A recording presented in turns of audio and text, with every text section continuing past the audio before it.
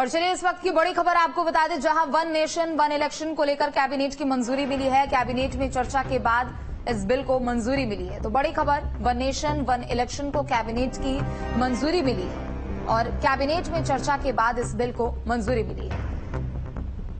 तो ये बड़ी खबर वन नेशन वन इलेक्शन से जुड़ी हुई, जहां बीते दिनों भी सूत्रों के हवाले से बड़ी जानकारी आई थी कि इसी कार्यकाल में मोदी सरकार इस बिल को लेकर आएगी और इसके बाद एक बार फिर कैबिनेट में इस बिल को लेकर चर्चा हुई। चूंकि वन नेशन वन इलेक्शन को लेकर इस बिल को लाने को लेकर चर्चाएं काफी लंबे समय से तेज हो चुकी थी। लोकसभा चुनाव के पहले से ही चर्चाएं तेज हो चुकी थी, लेकिन ऐसे में चूंकि नई सरकार का गठन भी कई महीने पहले किया जा चुका है, लोकसभा चुनाव के परिणाम के बाद नई सरकार का गठन हो गया और उसके बाद वन नेशन वन इलेक्शन को लेकर कवायद भी तेज हो गई थी। कैबिनेट की मंजूरी इसे मिल चुकी है। कैबिनेट में चर्चा के बाद इसे मंजूरी मिली है। तो कुल मिलाकर वन नेशन वन इलेक्शन को मोदी सरकार के इसी कार्यकाल में लाए जाने की उम्मीद सभी लोगों की ओर से जताई जा रही है। और यहां पर बता दें कि सरकार की ओर से कहना भी है कि सभी अलग अलग राजनीतिक दलों से रायशुमारी भी इस बिल को लेकर की जाएगी। तो वन नेशन वन इलेक्शन यानी एक राष्ट्र एक चुनाव, इसे लेकर कैबिनेट की मंजूरी मिल चुकी है और संभावनाएं इसी तरीके से है कि दूसरे राजनीतिक दलों से जिस तरीके से रायशुमारी होगी उसके बाद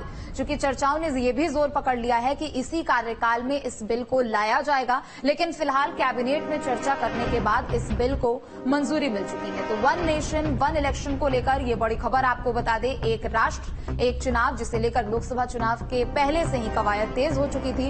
एक बड़ा मुद्दा भी इस बार के लोकसभा चुनाव में बीजेपी की ओर से इसे अपने मैनिफेस्टो में शामिल किया गया था और जैसे ही नई सरकार का गठन हुआ, हालांकि बीजेपी यहां पर जनादेश लाने में सफलता हासिल नहीं कर पाई, लेकिन एनडीए की सरकार चूंकि इस बार के लोकसभा चुनाव के बाद बनी है और ऐसे में वन नेशन वन इलेक्शन को भी लेकर सबसे ज्यादा यहां पर संशय बरकरार था। चूंकि एनडीए की सरकार है, दूसरी घटक दलों की भी इसमें मंजूरी चाहिए, घटक दलों का सहयोग भी इसमें चाहिए और इस कारण कहीं दाव पेच फंसता हुआ भी नजर आ रहा था। लेकिन कुछ दिनों पहले सूत्रों के हवाले से यह बड़ी जानकारी मिली थी कि मोदी सरकार इसी कार्यकाल में यानी 2024 से लेकर 2029 तक का ये जो कार्यकाल होगा, इसी में वन नेशन वन इलेक्शन को लेकर बिल लाया जाएगा और अगली बार जब लोकसभा चुनाव होंगे तो उम्मीद यही थी कि राज्यों के साथ भी लोकसभा चुनाव यानी विधानसभा और लोकसभा चुनाव एक साथ होंगे। लेकिन फिलहाल कैबिनेट में चर्चा के बाद इस बिल को मंजूरी मिल चुकी है। तो वन नेशन वन इलेक्शन यानी एक राष्ट्र एक चुनाव, चाहे विधानसभा चुनाव हो चाहे लोकसभा चुनाव हो, सभी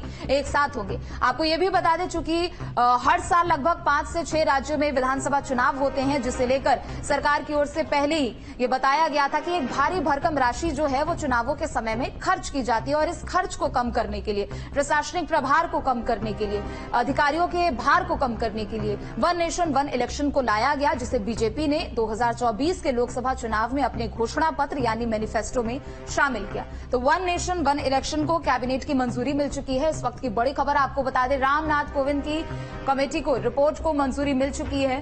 कमेटी भी बीते साल इस पर बनाई गई थी, जिसमें खुद रामनाथ कोविंद जो कि पूर्व राष्ट्रपति हैं उनको इसका सदस्य बनाया गया था। कांग्रेस की भी ओर से कई इसमें सहयोगी थे जो कि अपनी राय देते हुए नजर आ रहे थे। अमित शाह भी